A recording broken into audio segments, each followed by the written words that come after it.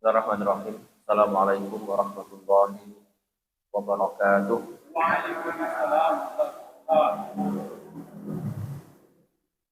Alhamdulillahirabbil alamin. Alhamdulillahilladzi an'amana bi ni'matil imani wal islam. Asyhadu an la ilaha illallah wahdahu la syarikalah wa asyhadu anna Muhammadan abduhu wa rasuluh la nabiyya wa la rasula ba'dah. Qala Allah Ta'ala fil Qur'anil Karim, a'udzu billahi minasyaitonir rajim. Ya ayyuhalladzina amanu taqullaha wal tanzur nafsum ma qaddamat lighad wattaqullaha innallaha khabirum bima ta'malun. Wa qala sallallahu alaihi wasallam fi hadithihi, khairukum man ta'allamal Qur'ana wa 'allamah wa qala udu 'aliman aw muta'alliman aw mustami'an aw muhibban wa la takun khamisan fatahlak. Subhanaka la ilma lana illa ma 'allamtana innaka antal alimul hakim. Allahumma 'allimna ma yanfa'una wa anfa'na bima 'allamtana wa zidna ilman warzuqna fahman. Allahumma arinal haqqa haqqan warzuqna ittiba'ah wa arinal batila batila warzuqna ijtinabah. Allahumma ja'alna mimman yasma'una al-qawla fayattabi'una ahsanahu wa adkhilna bi rahmatika min ibadika sholihin. Ma'asyiral muslimin hadirin wal hadirat rahimakumullah. Alhamdulillah, di malam hari ini kita awali dengan bersyukur kepada Allah Subhanahu wa taala atas nikmat-nikmatnya yang Allah karuniakan kepada kita. Baik itu nikmat kesehatan, nikmat kesempatan, dan tentunya nikmat keistiqomahan di dalam iman dan Islam, dan juga keistiqomahan di dalam bertolabul ilmi. Kemudian salawat dan salam semoga senantiasa tercurah limpahkan kepada uswah hasanah kita, beliau baginda Nabi Muhammad sallallahu alaihi wasallam, kepada keluarga beliau, para sahabat, tabi'in, tabi'un tabi'in, dan orang-orang yang senantiasa mengikuti sunnah-sunnah beliau sallallahu alaihi wasallam hingga yaumil qiyamah. Baik, ma'asyiral muslimin rahimakumullah. Sebelum kita lanjutkan pembahasan kita, kembali mengingatkan untuk diri kami dan jamaah sekalian bahwa hari ini kita berada di bulan haram, bulan Dzulqa'dah. Yang kemudian selesainya Dzulqa'dah kita juga akan memasuki bulan haram yang berikutnya, yaitu bulan Dzulhijjah, dan kemudian selesainya Dzulhijjah kita juga akan masuk bulan haram, yaitu bulan Muharram ya. Inna sanata iftataha bil haram wa ikhtatama bil haram. Bulan Hijriyah dalam setahun itu dimulai dengan bulan haram dan diakhiri dengan bulan haram. Bulan haram itu bulan yang agung, bulan yang penuh dengan kemuliaan. Maka salah satu cara untuk memuliakan bulan haram adalah kita jaga diri kita agar tidak berbuat kedzaliman ya. Berbuat kedzaliman terhadap diri kita, apalagi kedzaliman kepada orang lain. Karena kedzaliman yang dilakukan oleh kita di bulan haram itu dosanya akan dilipat gandakan oleh Allah Subhanahu wa taala.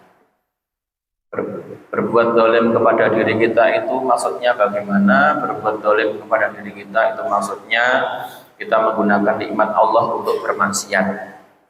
Nikmat Allah ini Allah berikan kepada kita agar kita itu jadi taat, bukan bermaksiat. Nah, kalau kita gunakan nikmat Allah untuk bermaksiat, maka kita sedang mendolimi diri kita. Kalau kasih nikmat mata, nikmat mulut, nikmat tangan, nikmat kaki, dan sebagainya itu untuk taat, untuk berbuat kebaikan. Kalau kita gunakan nikmat mata, nikmat mulut, nikmat telinga, nikmat tangan, nikmat kaki kok untuk maksiat, ini artinya kita berbuat zalim. Ma'asyiral muslimin rahimakumullah. Jadi itu sebagai pengingat untuk diri kami dan jamaah sekalian agar di bulan haram ini kita betul-betul menjaga diri kita. Semoga Allah mudahkan sehingga kita bisa mengagungkan bulan haram dan juga mengamalkan amalan-amalan terbaik di bulan haram. terkhusus nanti di 10 awal Dzulhijjah dan juga nanti di tanggal 9 dan 10 Muharram. Bapak Ibu yang semoga Allah muliakan, kemudian di malam hari ini kita melanjutkan pembahasan hadis kita. Di pertemuan kemarin kita masuk di hadis yang ke-101 yang membahas tentang sujud sahwi ya. Dan kita sudah sampaikan beberapa hukum-hukum yang disimpulkan dari hadis yang sudah kita baca. Kita masuk di poin yang kedua ya. Al-hikamu wal asraru allati tarattaba ala hadha sahwi min bayan at-tashri'i wa takhfif 'anil ummati bil afwi 'an nisyani minhu. Di antara hikmah-hikmah dan rahasia-rahasia yang terkandung di dalam syariat sujud sahwi ini atau dalam hadis yang sudah kita bacakan seputar sujud sahwi ini, min bayani tasyri'i wa takhfif 'anil ummah bil afwi 'an nisyani minhu, yaitu sebagai bentuk penjelasan terhadap pensyariatan dan juga sebagai bentuk meringankan umat dengan memberikan maaf kepada hal-hal yang umat ini melakukannya karena faktor lupa. Banyak syariat-syariat kita ini yang Allah syariatkan kepada kita ketika kita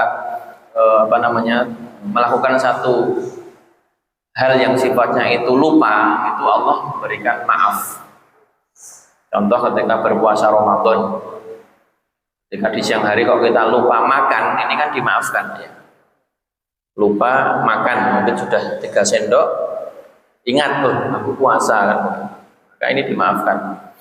Termasuk sholat pun juga demikian, ketika di dalam pelaksanaan sholat kalau kita mengalami lupa, meskipun memang lupa yang kita alami dalam sholat ini juga faktor godaan setan kepada kita. Karena salah satu salah satu tipu daya setan dalam menggoda orang yang sholat itu membuat orang yang sholat itu lupa, gitu. Entah lupa gerakannya, entah lupa bacaannya, entah lupa jumlah rakaatnya dan sebagainya. Memang salah satunya dari godaan setan. Jadi sekali lagi ketika ada faktor lupa yang kita laksanakan atau yang kita lakukan di dalam melaksanakan syariat Allah, maka hikmah dari hadis yang kita baca ini Allah menjelaskan adanya keringanan berupa Allah memberikan maaf. Wa bayanu annal anbiya'a basyarun yajuzu 'alaihim ma yajuzu 'ala ghairihim min as-sahwi fi af'alihim la aqwalihim al-balaghiyah. Dan juga menjelaskan bahwa para nabi itu juga manusia. Karena dalam hadis yang kita baca yang kemudian tertimpa satu kelupaan ini adalah Rasulullah. Maka ini juga bentuk Allah hadis ini menjelaskan bahwa Rasul Nabi Muhammad SAW itu beliau juga seorang manusia. Yajuzu 'alaihi ma yajuzu 'ala ghairihi min as-sahwi fi af'alihim. Yang mana wajar ketika kemudian dalam perbuatan beliau tertimpa satu kelupaan sebagaimana menimpa yang lain. Dalam perbuatan, okay? Sudah kita jelaskan la aqwalihim al-balaghiyah. Tapi kalau dalam ucapan tidak ada salah. Rasulullah Shallallahu Alaihi Wasallam dan para nabi yang lain kalau dalam hal al-aqwal al-balaghiyah, dalam hal ucapan-ucapan yang keluar dari lisan-lisan para nabi yang mulia, maka tidak ada kesalahan di sana ya. Kemudian yang berikutnya yang ketiga, annal khuruja minas sholati qabla itmamiha ma'adhanna annaha tammat la yaqta'uha bal yajuzu bina'u 'alaiha wa itmamun naqis minha. Jadi meskipun sudah keluar dari sholat padahal belum sempurna, ma'adhanna annaha tammat, tapi dia menyangka, dugaan kuat dia sholatnya sudah sempurna. Bagaimana hadis yang sudah kita baca kemarin, Rasulullah Shallallahu Alaihi Wasallam ketika mengimami jamaah dengan sahabat itu kan ternyata baru 2 rakaat, tapi oleh Rasulullah dikira sudah 4 rakaat kan begitu. Dan ketika selesai sholat, para sahabat kemudian baru istilahnya berbisik-bisik, intinya bagaimana biar ini tersampaikan ke Rasul kan begitu. Nah, hal seperti ini layak tauha, ini tidak kemudian memutus sholat. Bal yajuzu al-bina'u 'alaiha wa itmamun naqis minha. Sehingga ketika kemudian Rasul sudah diingatkan oleh seorang sahabat yang dapat julukan Dzulyatain itu kemarin, maka kemudian tinggal menambah kekurangannya kan begitu.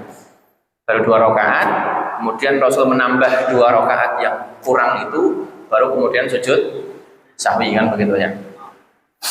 Jadi ketika sudah sholat selesai, bukan kemudian berarti kita batal sholatnya, harus ulangi, tidak, cukup menambah yang kurang tadi. Selama memang aktivitas setelah sholatnya itu bukan kemudian aktivitas yang sifatnya lagun walaib ya, bukan yang sia-sia. Memang setelah sholat ada satu kasak kusuk, ini kok sholatnya kurang, kemudian disampaikan kepada imamnya begitu ya. Bukan kemudian malah ya, bermain-main dan sendogoro dan sebagainya, tidak. Ini ya tetap fokus membahas tadi sholat yang kurang, sehingga harus tersampaikan ke imam. Maka lebih bagus lagi itu tersampaikan ke imam kalau imamnya mengalami kelupaan. Meskipun memang aslinya kalau mungkin yang kita praktekkan ketika imam itu salam, otomatis kan yang belakangnya kan subhanallah kan begitu ya, mengingatkan dengan kalimat subhanallah, sehingga imam tersadarkan.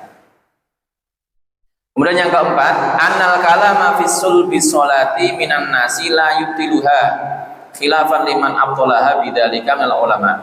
Faqad takallama fiha Dzulyatain wa Nabiyyu sallallahu alaihi wasallam wa ba'dul musallin. Jadi ucapan-ucapan yang kemudian diucapkan fi sulbi sholah minan nasi, di dalam ketersambungan sholat dari orang yang lupa. Jadi tadi ketika sholat Rasul menyangka sholatnya selesai sempurna, sahabat ternyata mereka menyampaikan sholatnya baru 2 rakaat. Kemudian untuk tersampaikannya ke Nabi terkait kekurangannya itu sudah ada pembicaraan kan begitu. Maka ini tidak kemudian membatalkan sholatnya, tidak kemudian membatalkan sholat. Jadi boleh langsung kemudian ditambah kurangnya berapa, kemudian baru sujud sahwi sebelum salam. Kemudian yang kelima, sihatu bina ima taraka minas sholati ala awwaliha walau tolal faslu. Sahnya bina'u ma taraka minas sholah ala awwaliha. Sahnya melanjutkan apa-apa yang ditinggalkan dari sholat atas awalnya ya. Walau tolal faslu, meskipun ada jeda yang lumayan lama.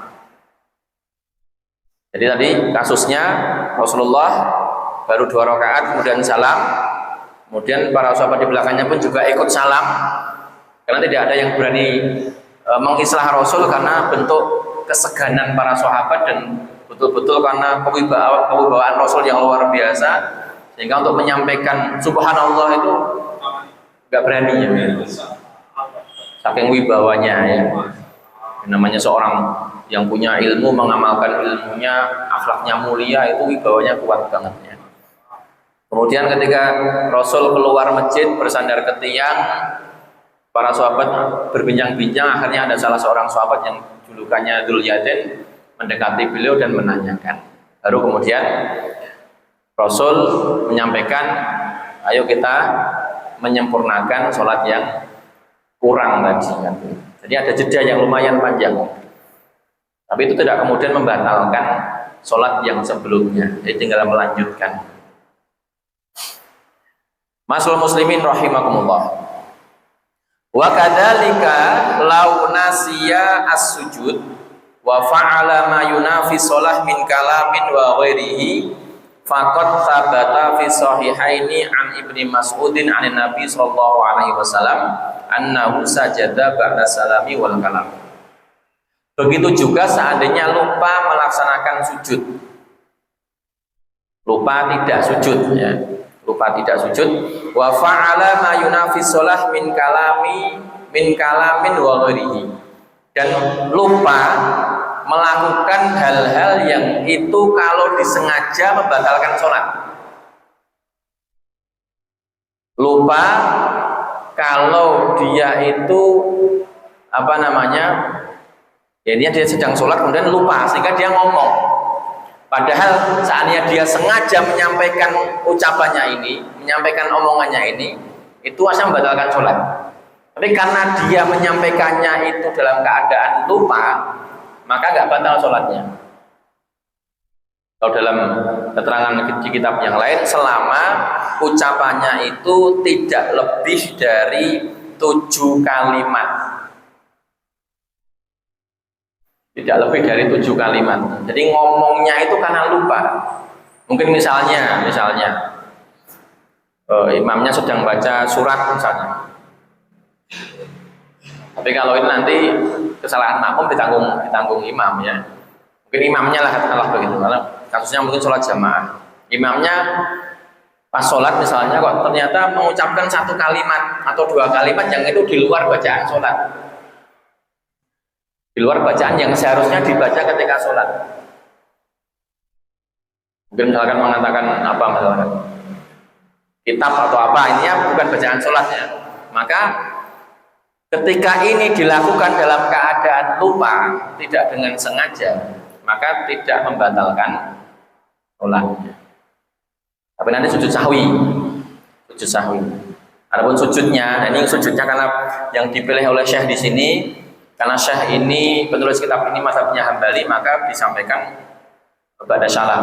Tapi kalau untuk memudahkan kita di Indonesia khususnya, maka kita pilih pendapat mazhab Syafi'i saja yang lebih bisa diterima banyak orang di Indonesia, yaitu sebelum salam.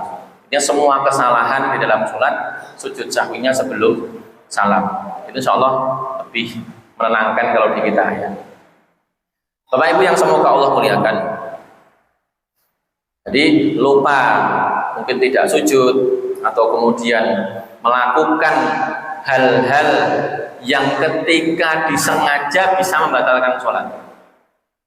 Maka ketika dilakukannya itu dalam keadaan lupa, maka ini tidak membatalkan sholat ya. Cukup dengan sujud sahwi. Kemudian yang ke-6, annal harakatal lati min ghairi jinsis sholati la tubtilu sholatu walau kathurat idza waqa'at minal jahili wan nasi. Gerakan yang dilakukan oleh orang yang sholat yang bukan dari gerakan sholat. Orang sholat melakukan gerakan-gerakan, tapi gerakan yang dilakukan itu bukan dari gerakan sholat. La tubtilu sholatu walau kathurat. Ini tidak membatalkan sholat meskipun dilakukannya itu lebih dari 3 kali. 3 kali atau lebih. Idza waqa'at minal jahil. Jika gerakan-gerakan itu yang melakukan orang jahil. Mungkin orang yang belum tahu syariat sholat secara sempurna, masih jahil. Nah, yang hadir ini nggak jahil ini ya. Jadi kalau jahil itu orang yang memang dia belum tahu secara sholat itu bagaimana sempurnanya, bagaimana dan sebagainya, itu belum tahu ya. Mungkin baru awal-awal belajar sholat, jahil. Wan nasi, dan orang yang lupa melakukan gerakan-gerakan di luar sholat, tapi karena faktor lupa, maka ini tidak membatalkan sholat, tapi nanti sujud sahwi. Contohnya apa? Misalnya, tapi ini kasuistik ya, maksudnya ini orang yang memang ketika sholat dia lupa gitu ya. Mungkin pas sholat dia jalannya itu melangkah 3 langkah atau lebih. Padahal ketika orang sholat kok dia berjalan, yang jalan itu bukan bagian daripada gerakan sholat. Nah, gerakannya untuk nutup soft, untuk merapahkan soft kan itu bagian dari sholat. Ini jalannya ini bukan bagian dari sholat, tidak ada tujuan untuk itu. Jalan gitu aja. Kok 3 langkah atau lebih, tapi dilakukan dalam keadaan lupa, maka ini nggak membatalkan sholat. Tapi nanti sujud sahwi. Lah kalau jalannya selangkah gimana tak? Karena syarat batal sholat karena gerakan itu kan syaratnya gerakan itu banyak. Gerakan itu banyak berapa? 3 atau lebih. Tapi kalau 1 atau 2 itu kan tidak banyak kategorinya. Maka seandainya orang sholat kok dia jalan, artinya nggak butuh jalan, dia sengaja jalan 1 langkah malah, ini nggak batal dan tidak sujud sahwi. Kenapa? Karena dia jalan selangkah sengaja, ini bukan kategori yang membatalkan sholat. Jelas ya? Tapi jangan dilakukan, jangan menyengaja seperti itu, nggak boleh. Jadi seandainya ada orang seperti itu, kok cuma sekali jalan, maka ini statusnya dia tidak batal sholatnya dan tidak sujud sahwi. Gimana? Sholat gebuk ulo. Yang penting memang kondisinya masih memungkinkan, tidak membuat dia melenceng dari kiblat dan sebagainya, tidak masalah. Karena ada hajah di sana ya, hajah di sana. Tapi tentunya kan kita sebelum sholat kan akan memastikan kondisi tempat sholat kita akan begitu. Tapi seandainya ada kasuistik seperti itu, maka nggak masalah gebuk ulo. Yang penting memang tidak membuat kondisi sholat kita kemudian berubah arah dan sebagainya. Karena gebuk ulo itu kan mungkin karena kasuistik ya, itu belum bisa dimasukkan dalam kategori sholat khauf ya. Sholat khauf yang mungkin nanti insya Allah di tempatnya kita bahas sholat khauf itu ya.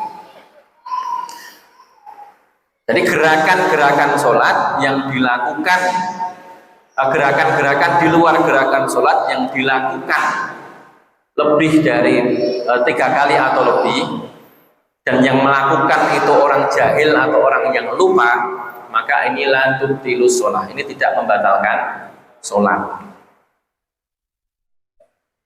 Termasuk nanti membaca bacaan di selain tempatnya. Misalnya dia tahiyat awal atau tahiyat akhir, kok pas atahiyat malah dia baca surat An-Nas misalnya, karena lupa gitu, nggak mungkin kan, menyengaja kan nggak mungkin ya. Karena kalau dia menyengaja batal itu nanti. Kalau dia karena lupa, mungkin pas tahiyat, kok ujuk-ujuk baca surat An-Nas, qul a'udzu birabbin nas malikin nas. Bukan ngomong loh ya, mau jalan gantinya kok baca An-Nas, harusnya tahiyat.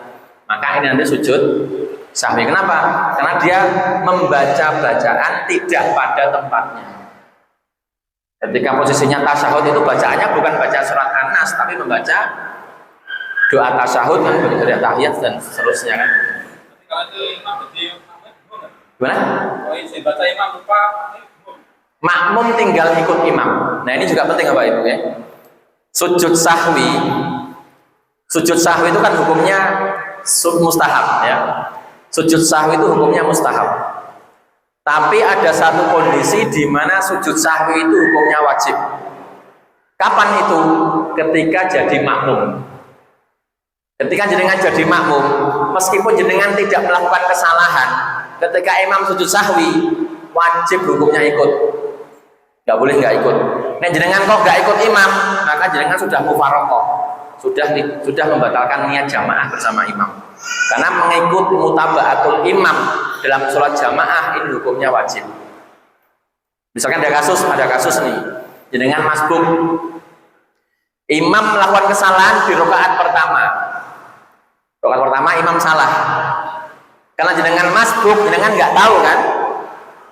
Karena mungkin jenengan masbuknya, jenengan masuk bersama imam mungkin di rakaat kedua atau rakaat kedua atau ketiga atau keempat baru masuk bersama imam, sehingga nggak mendapati kesalahan imam di rakaat pertama.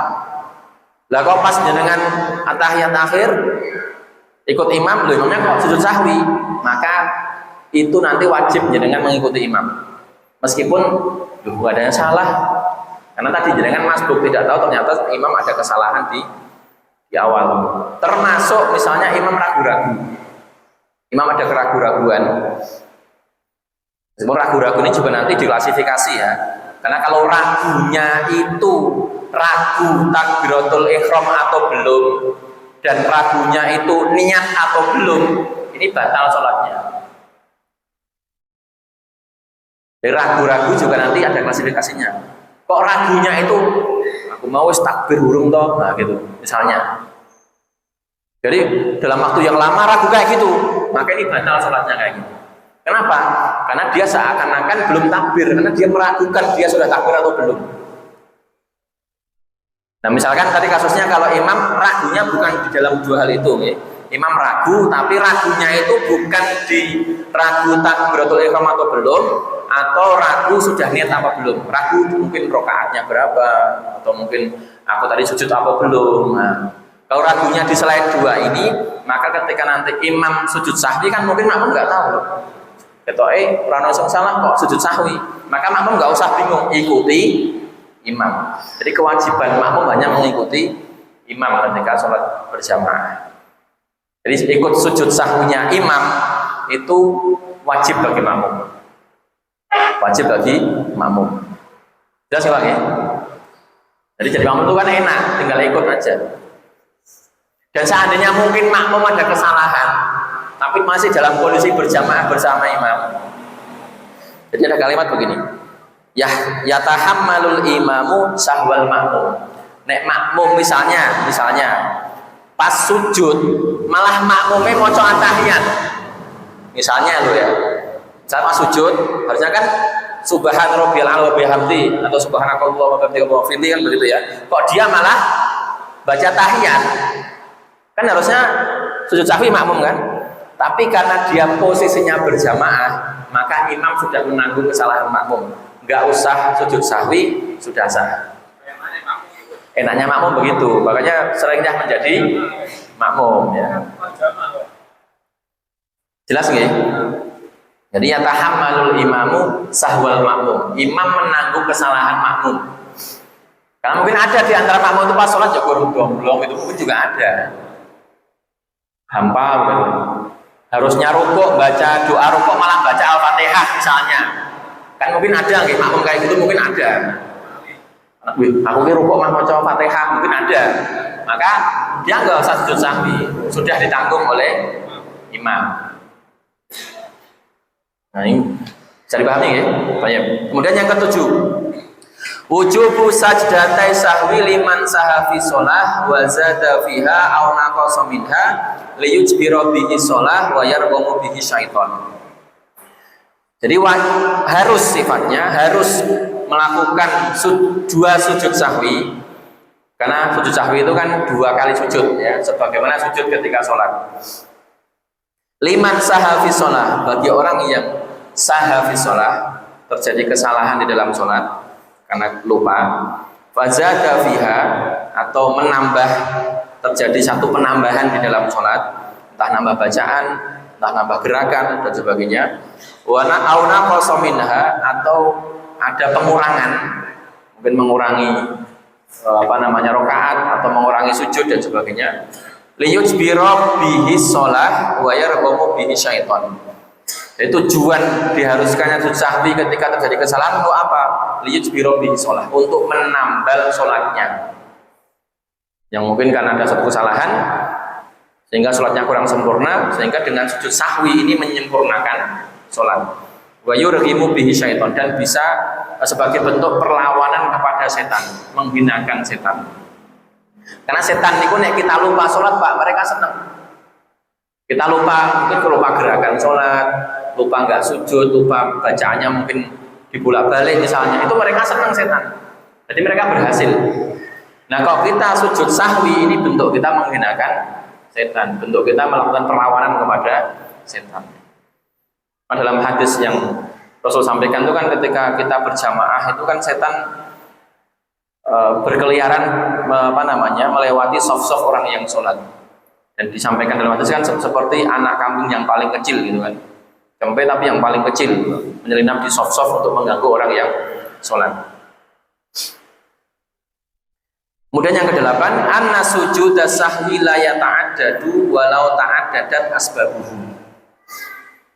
Fa inna Nabiya sallallahu alaihi wasallam wa naqasa shalah wa ma'a dzalika iktafa bi sajdataini.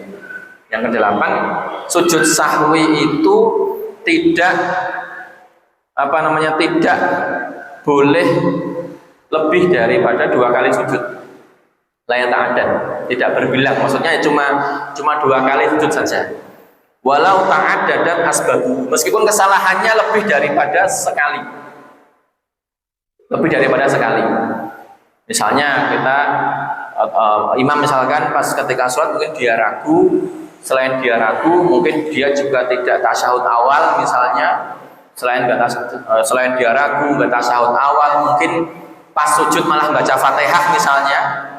Jadi kan kesalahannya 3. Meskipun kesalahannya 3, tapi sujudnya tetap hanya 2 kali. Tidak kemudian sujudnya 6 kali, tidak. Cukup 2 kali. Meskipun kesalahannya lebih dari 1. Karena Nabi ketika ketika nanti dalam hadis yang berikutnya, satu lagi kita baca hadisnya, itu ketika beliau terjadi kesalahan itu kan beliau meninggalkan tasyahud awal, meninggalkan doa tasyahud awal dan duduk tasyahud awal. Kan 2 kesalahan. Tidak membaca doa tasyahud awal dan juga meninggalkan duduk tasyahud awal. Ini kan 2 kesalahan. Makanya nanti ketika mungkin kita sholat, kita tasyahud awal tapi nggak baca tasyahud, ini harus sujud sahwi. Jadi kalau berjamaah maka imamnya kan jelas ditanggung imam. Jadi kalau misalkan sholat sendirian, kita tasyahud awal tapi kok nggak baca doa tasyahud. Tasyahud awal kok malah gurdomblong misalnya, kemudian juk-juk berdiri Allahu Akbar, nah dia harus sujud sahwi. Bapak Ibu yang semoga Allah muliakan. Kemudian yang ke-9, anna sujuda sahwi yakunu ba'da salam idza salimal musolli an naqsin fi sholati wa ma'adahu yakunu qabla salam wa huwa madhabul Hanabilah. Ini khilaf ulama terkait kapan sujud sahwi. Sujud sahwi itu dilakukan setelah salam jika makmum ketika sholat ada kurang. Adapun selainnya itu sebelum salam, dan ini madhab Hambali. Kami sampaikan ya biar nanti sebagai pengetahuan. Kemudian khilafan liman qala, dan ini berbeda pendapat dengan yang mengatakan as-sujudu kulluhu ba'da salam. Ada pendapat yang mengatakan sujud itu ya semuanya setelah salam. Sujud sahwi maksudnya ya, itu setelah salam. Wa huwa madhabul Hanafiyah, dan ini madhab Hanafi. Au kulluhu qabla salam. Ada yang berpendapat semuanya, apapun kesalahannya yang dilakukan dalam sholat tadi, selama kesalahan yang memang kesalahan yang bukan membatalkan sholat ya, tapi kesalahan yang memang menuntut untuk sujud sahwi, maka semuanya dilakukan sebelum salam. Wa huwa madhabu Syafi'iyah, dan ini madhabnya Imam Syafi'i. Dan mana yang kita pilih? Yang madhab Syafi'i saja. Kenapa? Ini yang lebih umum di Indonesia, madhab Syafi'i. Jadi semuanya sebelum salam dan tidak menyebabkan jamaah bingung ya. Kecuali kalau memang jamaahnya sudah jamaah yang muta'alim semua, sudah ilmunya tersampaikan semua, sudah paham semua, maka bisa mungkin menggunakan ikuti madhab Hambali misalnya ya. Jadi kalau di Indonesia kebanyakan untuk maslahat bersama menggunakan madhab Syafi'i, jadi sebelum salam. Bapak Ibu yang semoga Allah muliakan. Kemudian anna syahwal imam lahiqun lil ma'mum li tamamil mutaba'ati wal iqtida li anna ma tara'a ala salatil imam minan naqsi yulahiqu min khalfihi minal musallin. Jadi kesalahan imam itu juga ditanggung oleh makmum li tamamil mutaba'ah wal iqtida, sebagai bentuk kesempurnaan untuk mengikuti imam. Karena ketika imam itu terjadi satu kesalahan atau satu kekurangan, maka itu juga dialami oleh makmum. Contohnya misalnya imam tidak tasyahud awal, rakaat kedua langsung berdiri, kan begitu. Maka masuk rakaat ketiga, maka makmum kan juga harus ikut berdiri. Mau makmum subhanallah subhanallah, imam nggak boleh kembali duduk, kan begitu. Ketika sudah berdiri rakaat ketiga kok makmum subhanallah kemudian imamnya turun, maka imamnya batal, kan begitu. Enggak, nanti imamnya mengundurkan diri, menunjuk mau belakangnya menggantikan. Makanya itu pentingnya imam itu harus tahu fikihnya. Ya. Nah, kenapa kok batal? Karena dia tidak atau dia melakukan satu kesalahan dalam rukun sholat, yaitu yang namanya tartib. Nggak boleh sudah masuk rakaat ketika kok kembali ke sebelumnya, itu nggak boleh, namanya nggak tartib, meninggalkan rukun yang bernama tartib. Batal nih, sholatnya batal. Kan? Makanya ini harus dipahamkan ini ya, biar semuanya. Dan misalnya imam kok dari rakaat kedua, kemudian makanya juga penting Pak, jadi intonasi imam itu juga mempengaruhi ya. Di Indonesia kan seperti itu ya, intonasi. Allahu Akbar, Allahu Akbar kan beda ya. Kalau ketika agak panjang mesti umumnya Indonesia itu berarti ini berdiri kan begitu kan. Meskipun ada juga yang duduk ternyata juga panjang, juga ada beberapa tempat itu ya. Padahal dia tahiyat tapi Allahu Akbar, padahal tahiyat. Sehingga makmum kan ada yang kemudian pengen berdiri begitu kan. Maka intonasi ketika melafadzkan bacaan intikal dalam sholatnya juga penting, perlu diperhatikan ya bagi seorang imam. Jadi ketika memang mau tasawuf awal ya Allahu Akbar, pendek saja. Jadi seandainya imam kok panjang, artinya imam kok malah mau berdiri, kemudian ketika makmum subhanallah. Jadi mengingatkan imam subhanallah ketika imam lupa nggak tasawuf awal itu pas posisi imam belum berdiri. Dan mungkin imam baru gerak mau berdiri, subhanallah, imam duduk lagi. Nah ini kalau ini nggak mengapa, ini sah. Menjadi batal itu kalau imam sudah dalam kondisi berdiri sempurna. Nah ya, intinya sebelum berdiri enggak apa, baru mungkin mau naik, mungkin setengah berdiri misalnya, untuk separuh ini balik nggak masalah, karena belum masuk rukun berikutnya. Tapi kalau sudah berdiri, nah itu baru kok kemudian dia kembali duduk, nah ini batal. Nah ketika imam sudah berdiri masuk rakaat ketiga, kemudian dengan meninggalkan tasawuf awal, ya sudah ikuti saja mau, ikut bersama imam. Terakhir itu kan imamnya kegawan, berdiri. Duduk lagi, batal atau tenang? Enggak. Jadi kalau rakaat terakhir langsung duduk lagi enggak apa. Karena tidak ada rakaat kelima atau rakaat maghrib tidak ada rakaat keempat. Jadi kalau makmum sudah berdiri maka kembali duduk. Dan kesalahan makmum ditanggung imam gitu ya.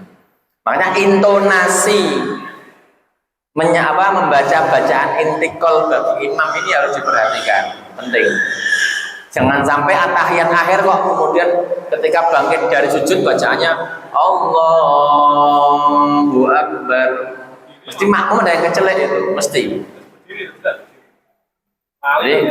sedangkan di Indonesia kan ada intonasinya.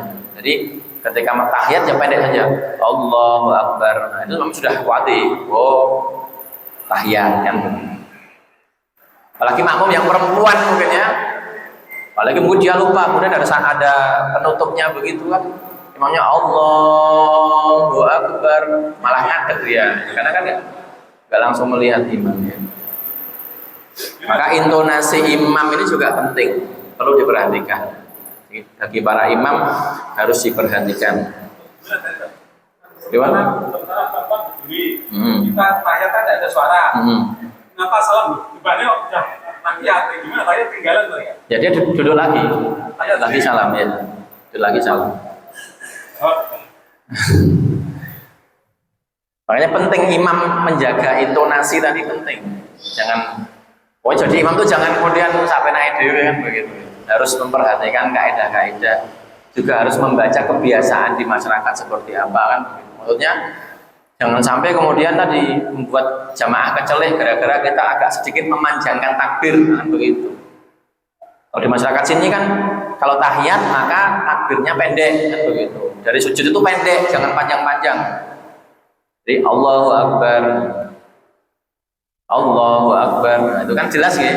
Langsung akan terekam jadi oh ini pendek tahiyat kan begitu otomatis. Tapi kalau jangan imam kemudian pas mau tahiyat akhir Allahu Akbar mesti langsung otomatis kan itu terus gitu ya karena sudah jadi kebiasaan maka pendek ya tahiyat pendek. Kemudian yang ke-11 amat tasyahudu ba'da sajdatai sahwi, tasyahud setelah 2 sujud sahwi maka sepakat tidak ada.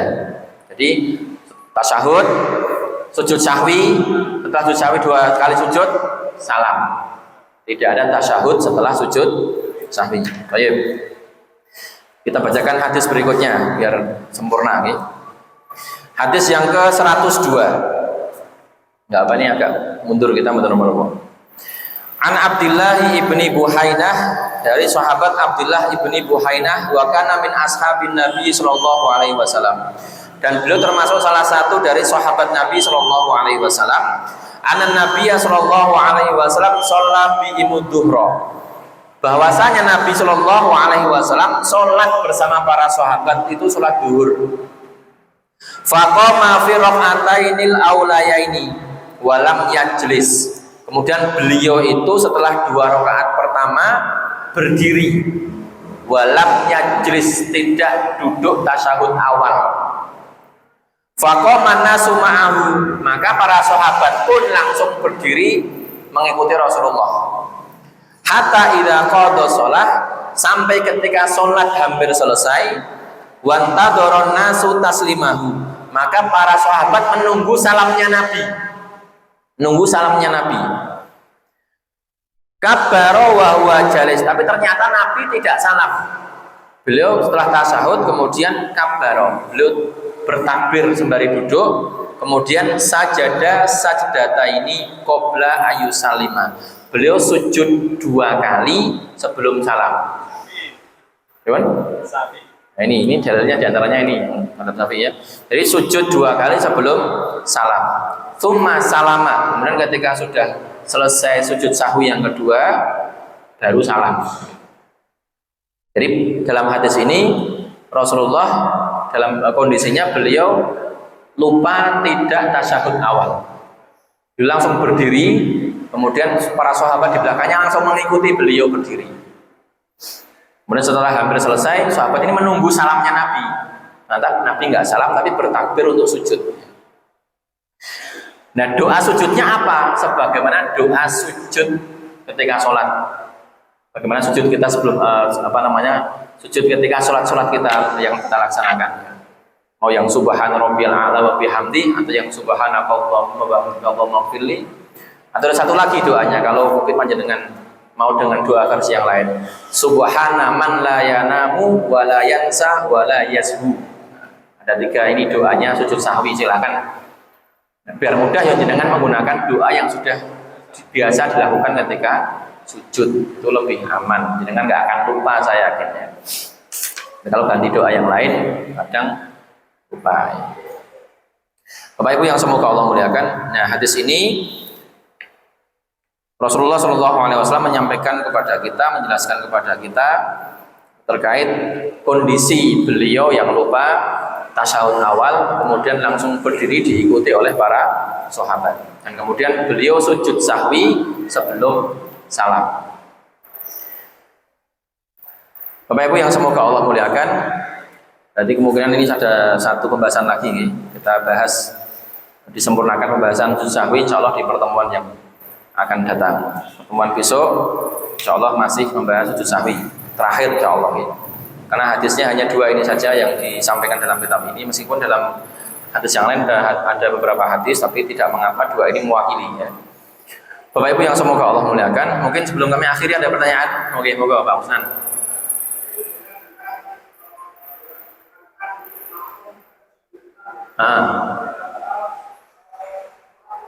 Doa kunut ya, betul.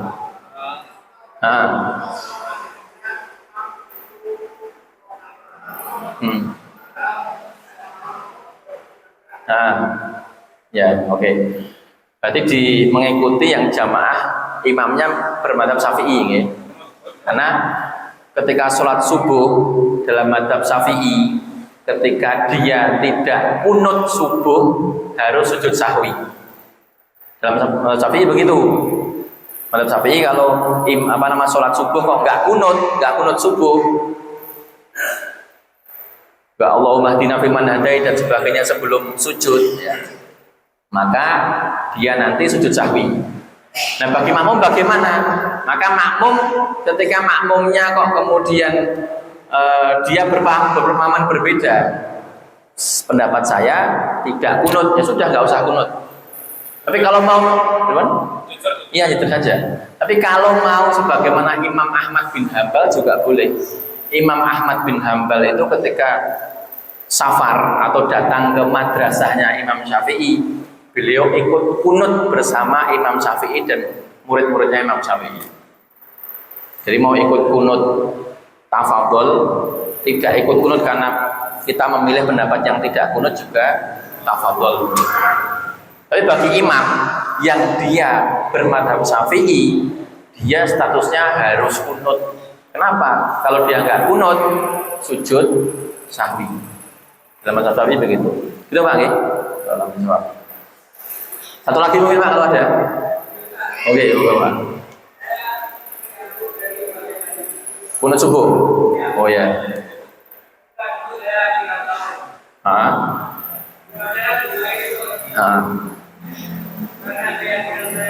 Tidak kunut. Ya. Gak apa. Jangan memilih pendapat yang gak kunut toh. Ya sudah.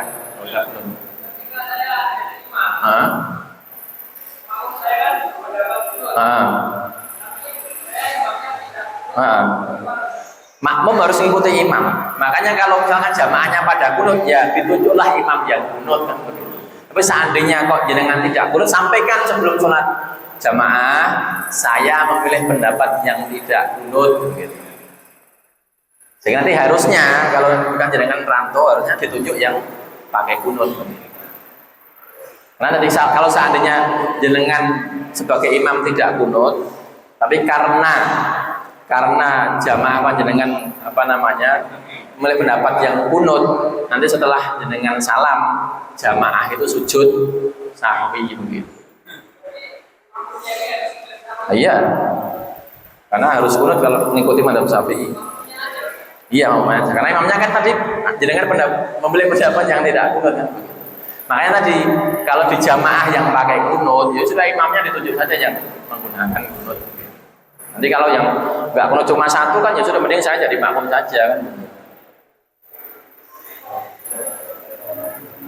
Bukan repot, indah itu ya. Itu ya Bapak ya.